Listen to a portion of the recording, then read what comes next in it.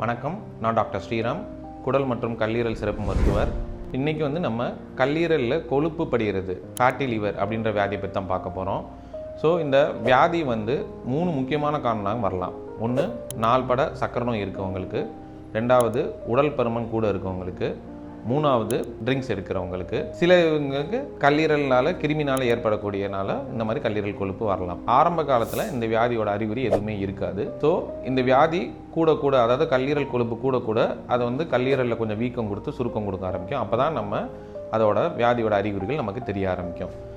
இதை முன்கூட்டியே அறிகிறதுக்கு இரத்த பரிசோதனை, கல்லீரலோட செயல்பாடு எப்படி இருக்குன்னு பார்க்கறதுக்கான பிளட் டெஸ்ட் பார்த்துக்கலாம். எல்எஃப்டின்னு சொல்லக்கூடிய பிளட் டெஸ்ட் பார்க்கணும். அதுக்கப்புறம் வயிறுக்கு அல்ட்ராசவுண்ட் ஸ்கேன், கல்லீரல் எவ்வளோ கொழுப்பு படிகிறது அப்படின்றத பார்க்குறதுக்கு, அந்த கொழுப்பு படிகிறதுனால சுருக்கம் இருக்கான்னு பார்க்குறதுக்கு ஃபைப்ரோ ஸ்கேன். ஸோ இந்த 3 டெஸ்ட்டு மற்றும் அந்த கிருமி இருக்கான்றதுக்கு கிருமிக்கான டெஸ்ட்டு. கல்லீரலில் கொழுப்பு படியாமல் இருக்கிறதுக்கு நம்ம என்னென்னலாம் பண்ணலாம்? முதல் உடல் பருமனை கட்டுப்பாட்டில் வச்சுக்கிறது. ரெண்டாவது, நாள்பட்ட சர்க்கரை வியாதி இருக்கவங்க சுகர் கண்ட்ரோல் பண்ணிக்கிறது. மூணாவது, மதுபானம் ரொம்ப அதிகமாக இது பண்ணுறவங்களுக்கு ட்ரிங்க்ஸ் அவாய்ட் பண்ணுறது கம்ப்ளீட்டாக.